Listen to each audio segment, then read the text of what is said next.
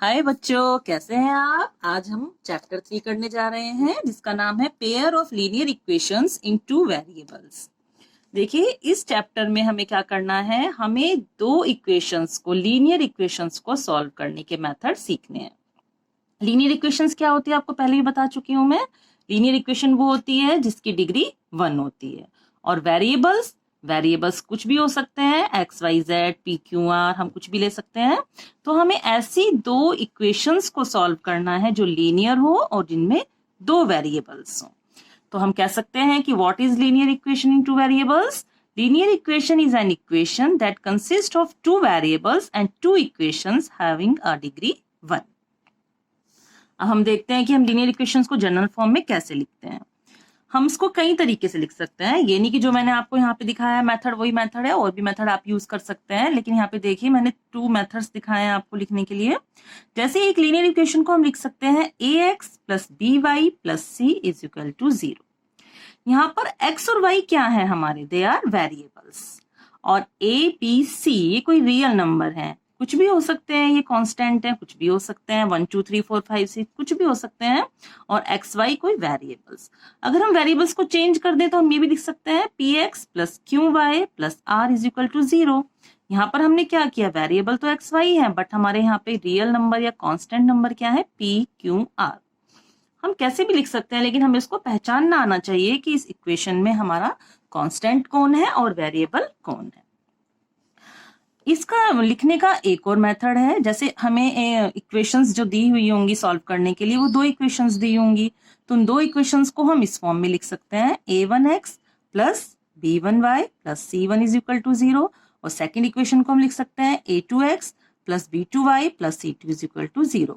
यानी कि इन दोनों इक्वेशंस में हम देखते हैं वेरिएबल तो हमारे x और y ही हैं, but constant a1 a2 b1 b2 c1 c2 हो सकते हैं।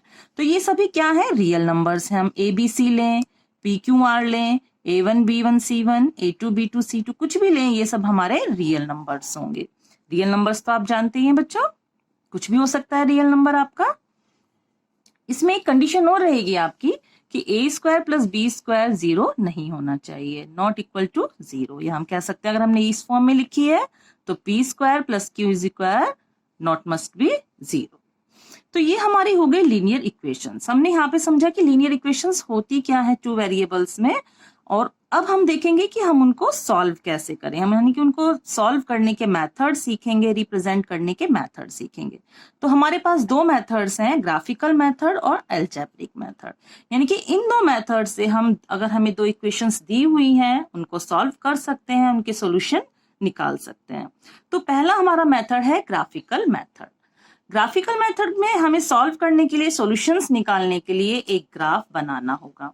और वो ग्राफ हम कैसे रिप्रेजेंट करेंगे, बाय 2 लाइंस। यानी कि 2 लाइंस हम दिखाएंगे, अपनी दो इक्वेशन से उनकी 2 लाइंस बनाएंगे, और वो लाइन हमारी कैसे आ रही हैं, कैसे पढ़ रही हैं, उसी से हम बता सकते हैं कि इसके सॉल्यूशंस कैसे होंगे, क्या होंगे।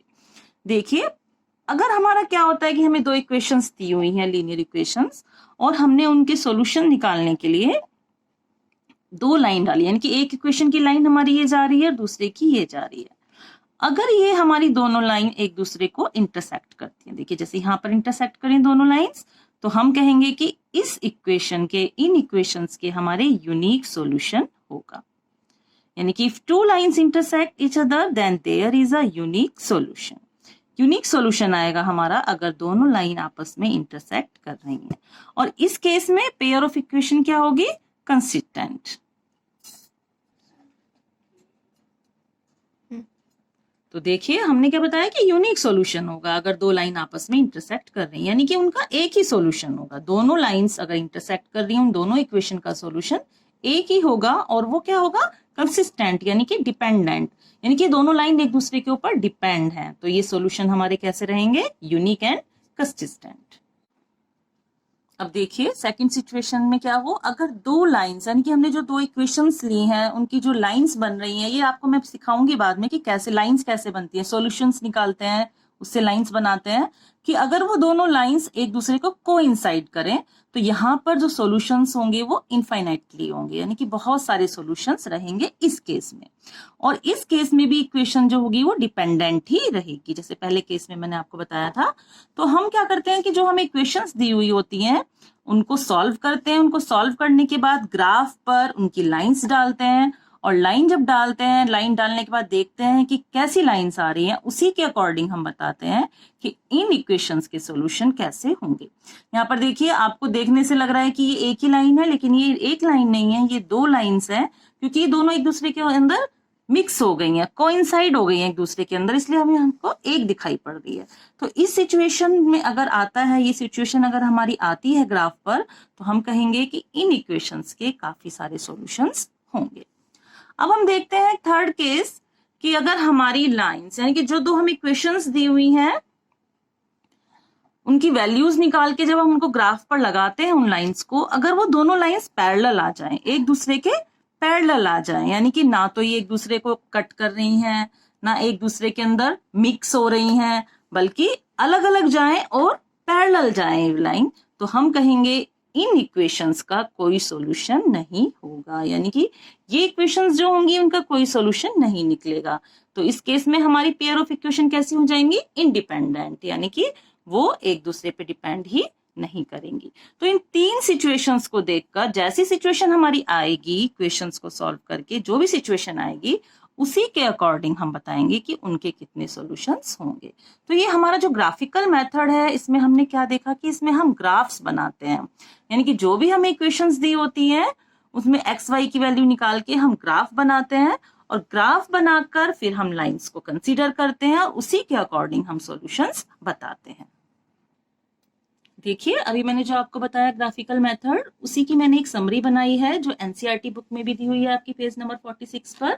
तो उसको मैंने टेबुलर फॉर्म में बनाया है कि आप उसको अच्छे से देख लें और समझ लें, आपको इजी पड़ेगा। देखिए, हमने यहाँ पे कुछ इक्वेशंस के एग्जाम्पल लेके समझाया है। सपोज कीजिए हमारे पास दो लीनियर इक्वेशन है, x minus 2y is equal to 0, 3x plus 4y minus 20 is equal to 0। ये हमारी दो लीनियर इक्वेशंस हैं और इसमें दो वेरिएबल हैं एक्स वाई। देखिए एक्स वाई, अब हम क्या करते हैं, यहाँ से a1 a2 b1 b2 c1 c2 की सबकी वैल्यूज निकालते हैं। देखिए इस सिचुएशन में, इस वाली इक्वेशन में a1 कितना है हमारा 1, b1 2 और c1 यहाँ पर कुछ नहीं है, इट मीन 0, a2 3, b2 4 और c2 माइनस 20। तो हमने इसी तरीके से निकाल लिया सबको, a1 अपॉन a2 यानी कि 1 upon 3, b1 upon b2 minus 2 upon 4, c1 upon c2 0 upon minus 20। तो इस केस में हम क्या देख रहे हैं कि जो हमारा a1 अपॉन a2 है that is not equal to b1 upon b2। देखिए इसको ध्यान से देखिए, केवल इसको देखिए, c1 c2 को मत देखना, इसको ध्यान से देखो कि क्या यहाँ पर a1 upon a2 b1 upon b2 के इक्वल है, नहीं है। तो यहाँ पर जब हम इसको ग्राफ पर दिखाएंगे तो हमारी इंटरसेक्टिंग लाइंस आएंगी। इस सिचुएशन में ग्राफ पर इंटरसेक्टिंग लाइंस आएंगी, यानी कि हम कहेंगे कि यहाँ पर ओनली वन सॉल्यूशन, यानी कि यूनिक सॉल्यूशन होगा इन दोनों इक्वेशंस का। तो हमें इस कंडीशन को पहचानना है। अगर हम इसको पहचान लेते हैं, ग्राफ बना देते हैं, तो हम इजीली सॉल्यूशंस बता सकते हैं। अब हमने सेकंड केस में और दो इक्वेशंस लिए हैं, डिफरेंट इक्वेशन लेके समझ रहे हैं अब हम।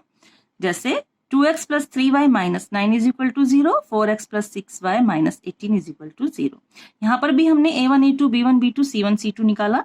a1 अपॉन a2 यानी कि 2 upon 4, b1 upon b2 3 upon 6, c1 upon c2 minus 9 upon minus 18। देखिए ये सारा मैंने लिख दिया है, ये माइनस आएगा यहाँ पर। अब हम यहाँ पे क्या देख रहे हैं, 2 अपॉन 4 को हम क्या लिख सकते हैं, 1/2, 3 अपॉन 6 को भी 1/2, माइनस 9 अपॉन माइनस 18 को भी 1/2।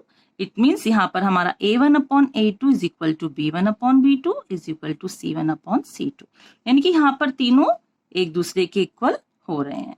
तो यहाँ पर जब हम ग्राफ पर इसको रिप्रेजेंट करेंगे तो हमारी कोइंसिडेंट लाइंस आएंगी, इसका मतलब लाइंस एक दूसरे के अंदर मिक्स हो जाएंगी। तो यहाँ पर बहुत सारे इनफाइनाइटली मैनी सॉल्यूशंस रहेंगे इन इक्वेशंस के। अब थर्ड सिचुएशन को समझने के लिए मैंने एक डिफरेंट एग्जांपल लिया है जो एनसीईआरटी की बुक में भी दिया हुआ है। x plus 2y minus 4 is equal to 0, 2x plus 4y minus 12 is equal to 0। इस केस में भी हमने a1 a2 b1 b2 c1 c2 को निकाला।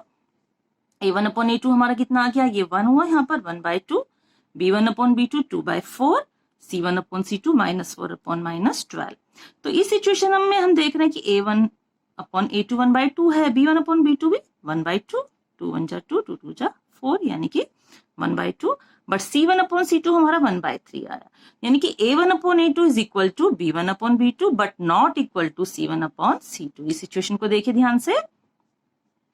जब ऐसी सिचुएशन होगी तो हमारी लाइंस जो आएंगी ग्राफ पर वो पैरेलल लाइंस होंगी, तो यहाँ पर कोई भी सॉल्यूशन इन इक्वेशन का नहीं निकलेगा। तो इस तरीके से हम देखते हैं कि जो हमारा ग्राफिकल मेथड है उसमें ग्राफ बनाया जाता है, लाइंस बनाई जाती हैं और लाइंस को देखकर हम सॉल्यूशन बताते हैं कि इन इक्वेशंस के कितने सॉल्यूशन होंगे। तो ये ग्राफिकल मेथड था, इसके ऊपर जब हम एक्सरसाइज करेंगे इस पे बेस्ड तो आपको अच्छे से समझ आएगी।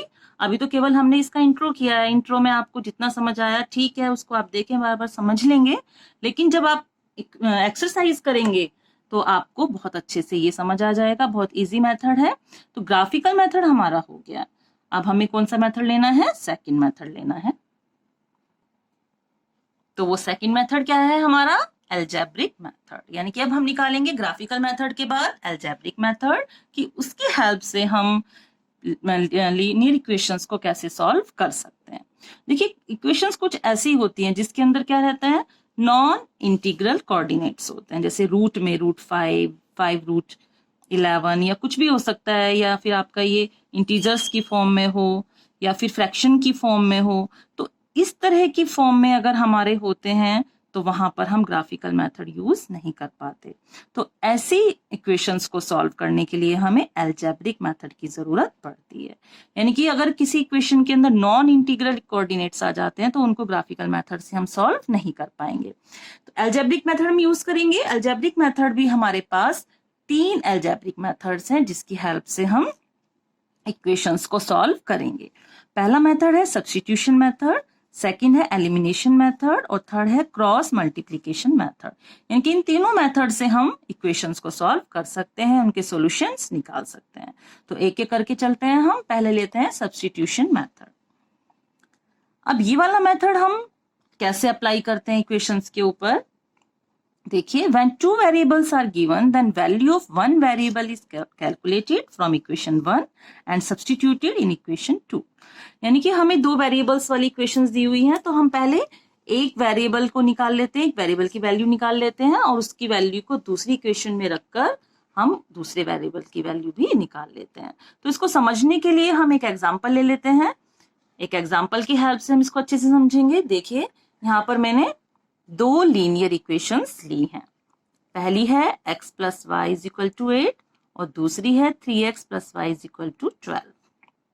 ठीक है बच्चों, इनको हम चाहें तो ऐसे भी लिख सकते थे, x + y - 8 = 0, 3x + y - 12 = 0। और जब हम इनको सॉल्व किया तो ये 8 इधर जाके प्लस का हो गया, ऐसे ही 12 इधर जाके प्लस का हो गया। अब हमारी ये 2 इक्वेशंस आ गई लीनियर इक्वेशंस। अब इसको करने के लिए हम इस वाले मेथड से सॉल्व करने के लिए पहला स्टेप देखते हैं क्या है हमारा। पहले स्टेप में हमने क्या किया, पहली इक्वेशन को ले लिया जो थी x + y = 8। यहाँ से हमने x की वैल्यू निकाली, दैट इज 8 - y, यानी कि y इधर जाके माइनस हो गया, 8 - y।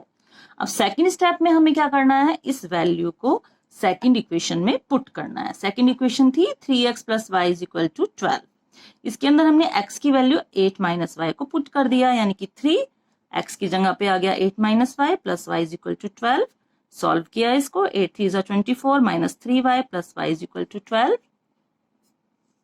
ये हो गया 24 - 2y = 12 - 2y = 12 - 24 - 2y = -12 और ऐसे हमारे y की वैल्यू आ गई 6। यानी कि 2 वेरिएबल्स में से x और y वेरिएबल में से y की वैल्यू आ गई 6। अब हमें x की वैल्यू निकालनी है, तो थर्ड स्टेप में हम क्या करेंगे, इस वैल्यू को इक्वेशन 1 में पुट कर देंगे। इक्वेशन 1 थी x + y = 8, तो हमने x की जगह पे तो x लिख दिया क्योंकि इसकी वैल्यू हमें पता नहीं है, लेकिन y की वैल्यू भी हमने निकाली थी 6, तो y की जगह पे 6 लिखा = 8। तो ऐसे हमारी सॉल्व करके आ गई x की वैल्यू 2। यानी कि हमने इस मेथड से x और y दोनों वेरिएबल्स की वैल्यू निकाल ली। हम चाहें तो हम क्या कर सकते हैं, वेरिफिकेशन करके भी देख सकते हैं कि क्या हमारी ये वैल्यू सही है। दोनों इक्वेशंस में पुट कर दें हम x y की वैल्यू। देखिए पहली इक्वेशन थी x plus y is equal to 8, तो x की वैल्यू 2 आई, y की 6, 6 और 2 8, यानी कि इक्वल टू 8 सही है। ऐसे ही सेकंड इक्वेशन में भी पुट करके देख सकते हो, 3x plus y is equal to 12, यहाँ पर भी x की वैल्यू 2 और y की वैल्यू 6 पुट की, तो ये भी 12 आ गया LHS और RHS भी, यानी कि दोनों इक्वल हो गए। इट मीन्स हमारी वैल्यू ठीक है। ये हमारे जो सॉल्यूशंस हैं ये इक्वेशंस को वैलिफाइड करते हैं, सेटिस्फाइड करते हैं। तो 3 मेथड में से हमने पहला मेथड सब्स्टिट्यूशन मेथड सीख लिया है। ये इसकी इंट्रो है। आगे जब आप एक्सरसाइज सॉल्व करेंगे तो ये आपको समझ आएगा कि हमने कैसे कैसे किया। अभी आप स्टेप्स को देख सकते हैं। सेकंड मेथड हम यूज करेंगे अलजेब्रिक मेथड का, that is elimination method. Elimination method क्या कह रहा है, देखिए इसके नाम से ही पता लग रहा है, एलिमिनेट करना, यानी कि किसी को बाहर निकालना। देखिए इस इक्वेशन को, इसके मेथड को समझने के लिए मैं पहले स्टेप बता रही हूँ, फिर एक एग्जांपल लेके भी आपको समझाऊंगी। इसमें सबसे पहले स्टेप में क्या करते हैं, हमें जो दो इक्वेशंस दी हुई हैं, जो दो हमें इक्वेशंस दी हुई हैं, उन दोनों को ही हम किसी नॉन जीरो कांस्टेंट से मल्टीप्लाई करते हैं। क्यों? जिससे कि कोई भी हमारा वेरिएबल x या y वो सेम हो जाए।